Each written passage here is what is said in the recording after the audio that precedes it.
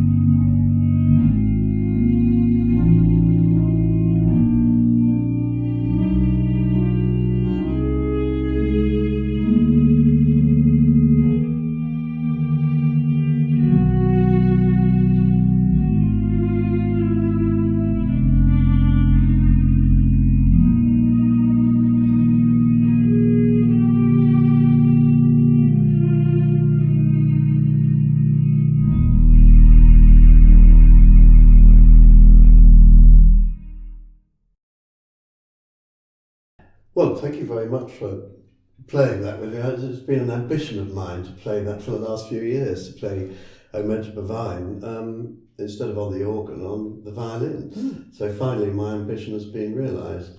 So I'm very grateful.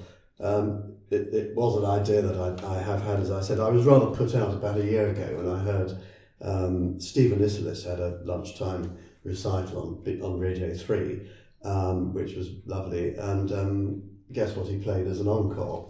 No. So I felt slightly miffed about that, but nevertheless, and I get the feeling you're sort of interested to know how my playing of this on a string instrument might inform my playing of it on the organ. Well, the answer is not at all, because this is the first time I've done it. I've only played this piece in the last 2 or 3 days on a string instrument. I've only ever done it on the organ before, so not directly is the answer to that. Although I suppose next time I play it on the organ, I might now rethink things slightly, possibly.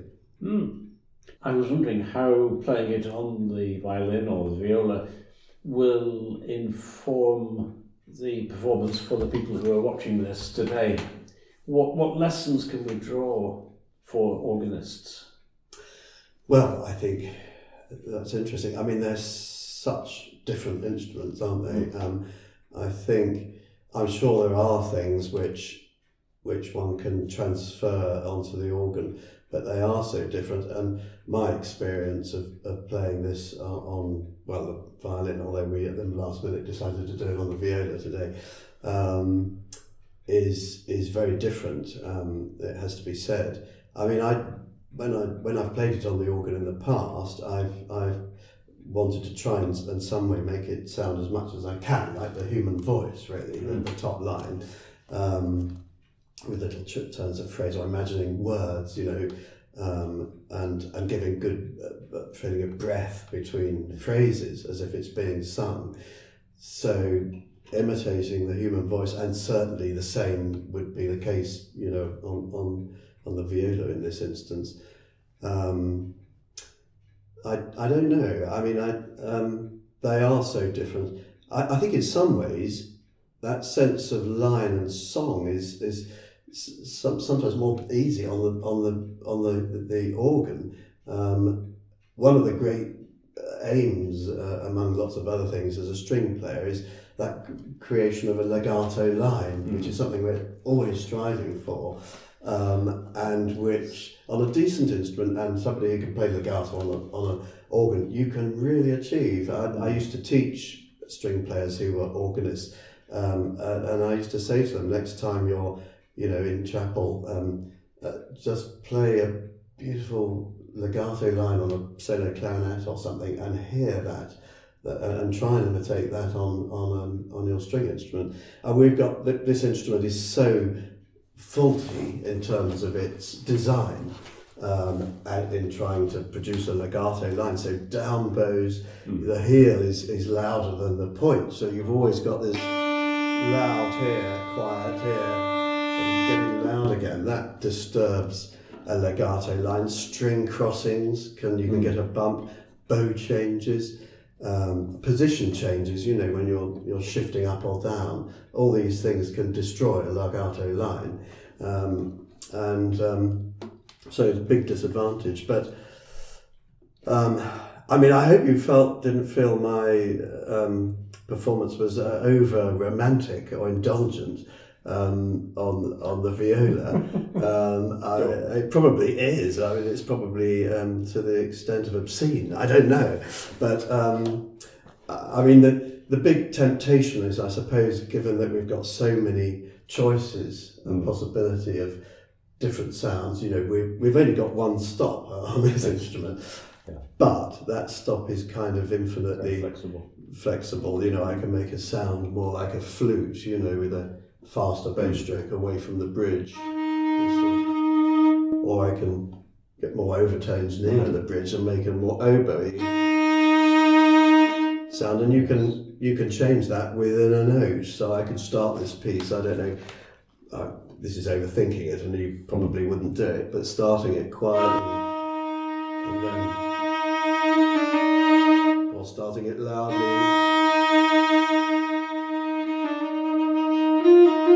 and of course those options aren't available on the organ. I think really that overall those kind of options and possibilities for dynamic and colour change on even a short-term basis, without hopefully forgetting the length of phrases and overall shape of the piece, tempts one to treat it more romantically. So what did you think? You must have been... But I think in some ways that very difference which you speak of is helpful in this case, because when you're sitting at the organ, then you are actually restricted by what the organ can do. Yeah. And in some senses you're restricted by the legato possibilities of the organ. But when we transfer this to the viola, then you have a new range of possibilities which are not available on the organ, and that can help to reflect about what characteristics of the organ you actually want to keep and which you don't want to keep. So taking it away to a different instrument opens up a new vista and opens up new possibilities which we can import back into the organ playing. I mean, there's one bit we were doing, where was it? Yes, I mean, I kind of decided on the spur of the moment. It's at the top of the second page on my bar. Can hardly see it. Bar 30, I think it is. Is that right? With this.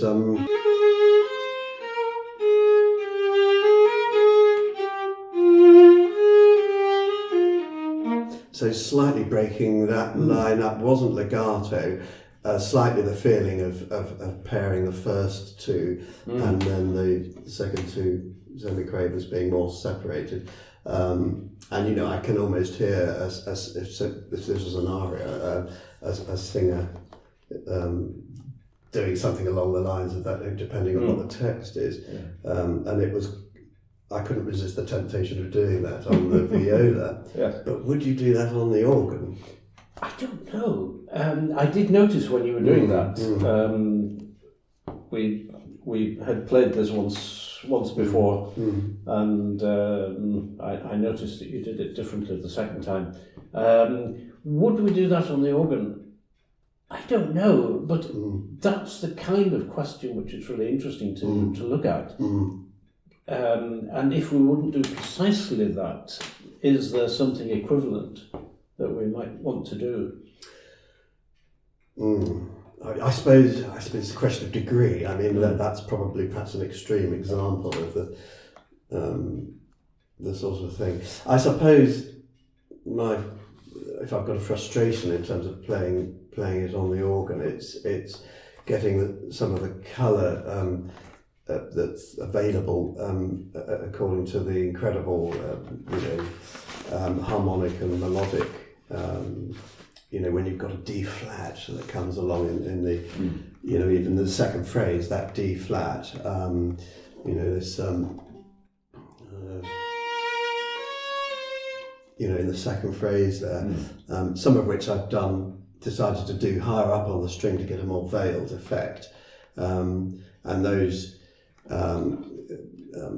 chromatic alterations, if you like, either give a sense of more passion and intensity, or perhaps of more mystery. I kind of went for more mystery, and sort of backed off and had a more veiled sound, and then made more this wonderful moment.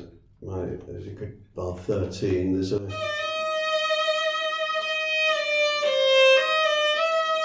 Sorry, out of tune, but that moment, where the music's really crying out.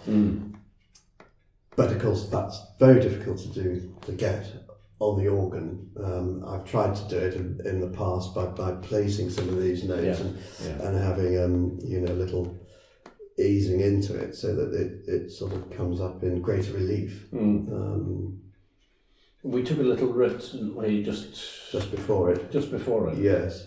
I mean, it might be, I don't know, maybe on the organ you've actually got to do that even more to make the point. Maybe. Without it sounding like Wagner or something. Yes. But I mean, Was there anything I was doing as I played it on the viola where you sort of thought, well, that's an idea, could I transfer that to the organ? As you say, that articulation did make me think, yes, what could I do equivalently on the organ? But as much as anything else, I was struck just by the shaping of the lines, and it is very difficult to work out how we can do something equivalent on the organ. Minute timing, yes. timings, isn't it? And perhaps moving forward slightly or lingering slightly, of course. Delaying a note here and there to give that effect. But and of course the degree of legato. Yeah. On the whole, in these pieces, I've spoken of a relatively legato chorale melody, but with really good phrasing off at the ends of the lines of the chorale. Yeah. And here, with the amount of ornamentation and the coloration of the lines, I wonder whether we can be quite so legato within the lines. On the organ. On the organ, right. Yeah. When I played it through the first time, I did an episode just on the organ, and there I kept to a largely legato, with a little articulation here and there, obviously, but within the phrases, I kept things mostly legato. And in fact, one person commented that they could have wanted more breath within the phrases, and I see the point. Although the problem with that is that it can very easily get to split up so that you don't notice the ends of the phrases. And yes. Keeping the flow going at the same time. Right. It's a difficult balance. Yeah. Well, I have tried to do that when I've played it on the organ. To what extent it's successful, I don't know, but it's just an extraordinarily beautiful piece. It's up there with the very most beautiful art music ever written, isn't it? So it deserves intense thought and about how, and lots of heart in terms of, without things getting out of hand, how you can make it sound as expressive and as beautiful, and to some extent understated, I suppose, as you can. I'd like to try it in a string quartet. Maybe that's another video. Yeah, maybe. No, that would be interesting too. It would. Yes. That would certainly bring a new dimension to the lower voices, because that's something we've not considered. But there are all kinds of details in those lower voices. It was rather interesting from an organ perspective to just play the lower voices and not the melody voice, because you get so used to playing the whole thing that it's actually quite difficult to miss out the melody and just play the lower voices because it sits wrong under the fingers. Did that focus your mind a bit more on what was going on? It did, yes. Lower down, and very much so. I suppose one tends to get sort of tunnel vision about the top line, really. Playing that. No. Could be a danger. Quite right. And so it's that's an extra benefit of playing this as a duo, as an organist. So perhaps everybody should go out and find somebody to play the chorale melody and the melody line rather. Yes. And try it like this. Or sing it with something. Or singing. Yeah. Although it's quite difficult to sing all that colliature around. Indeed, yes, absolutely. Well, I certainly enjoyed I certainly enjoyed playing it with you, and I'd like to do it again. I mean, if yes. next recital, perhaps I'll do it as a long call. Yeah, why not? And I wish I could be here and do it with you. yes, well, you'll have to fly over and yes. and, it's interesting having the top line played, I hope, very expressively, but then of course, playing expressively, but at one dynamic level. So kind of the feeling that it's very much melody plus accompaniment Yes. in the version we were doing, which I suppose it sort of is as an organ piece, but it's so much more than that, isn't it? Which is where perhaps an idea of doing a string quartet version could come in. Yeah. Could be interesting. That would be very interesting too. Yes. Yes. Well, maybe next time I meet with a string quartet, I could suggest that we try it. Why not? I'll send you the video. Rethink it again. I look forward to it. What does Orgelbüchlein mean to you as a collection of music? They struck me as a collection of very useful pieces for liturgical use and fantastic exercise.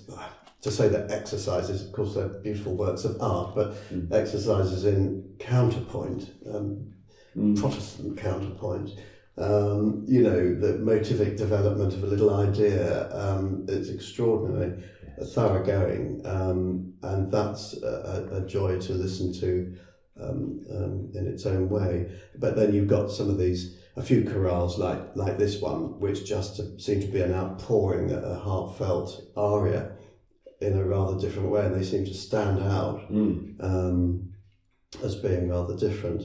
But I don't know the Orgelbüchlein like I know Bach's solo violin partitas and sonatas or whatever. I look forward to getting to know it better.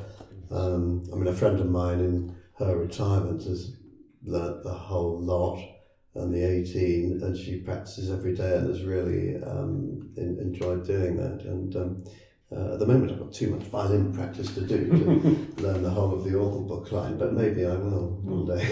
Yes. Yeah. It's a great little collection, and it's one of the things which has really surprised me about doing this series was how much I actually loved each individual piece. Yeah. And that came as quite a revelation, because I kind of thought, well, there are a few which are really great, and there's a lot of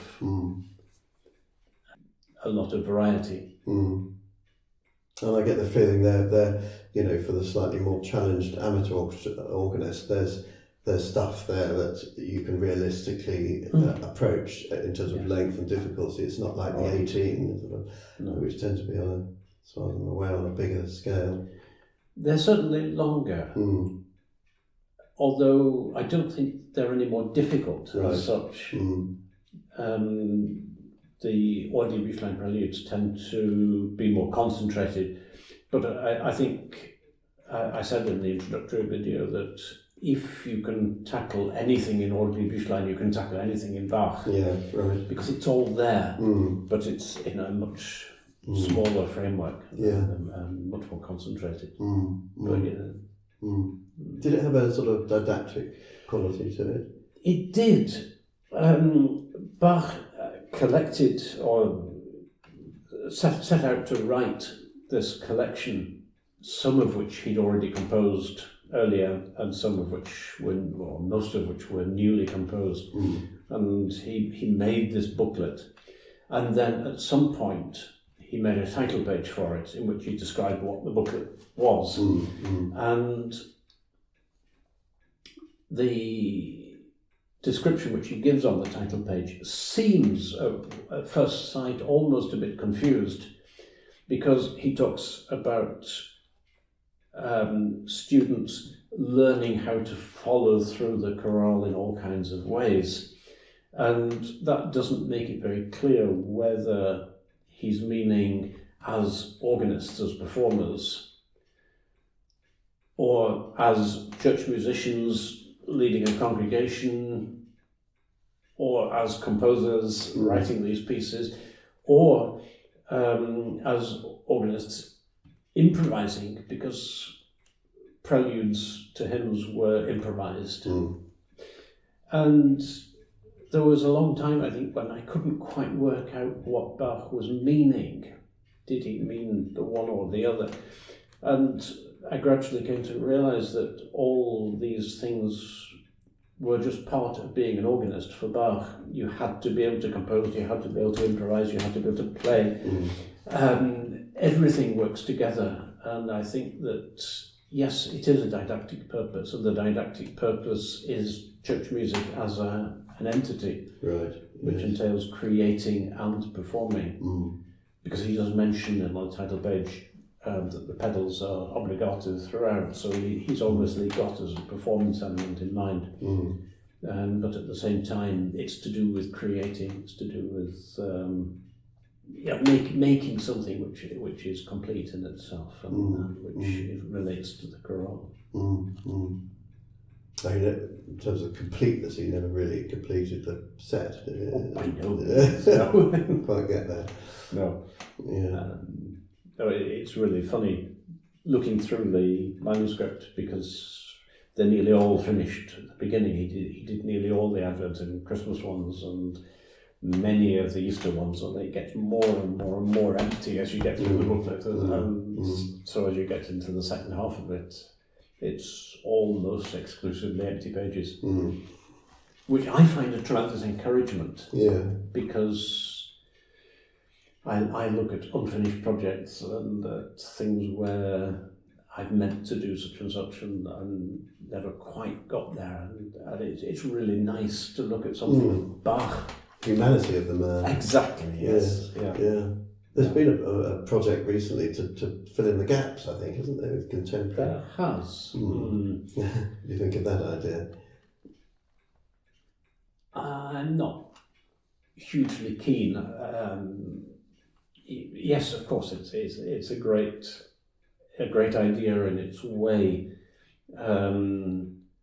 But first of all, it's incredibly difficult trying to write these things. Makes it look so easy. It seems to just churn them out. But they're unbelievably difficult to make anything like convincing. But yeah, in a sense, I worry that completing the Orgelbüchlein is a bit like completing a Renaissance painting or a sculpture or something. That almost that we shouldn't, even though the temptation is there. And as I say, I rather like the idea that this collection is incomplete. And that completing the art of fugue in a way, I suppose.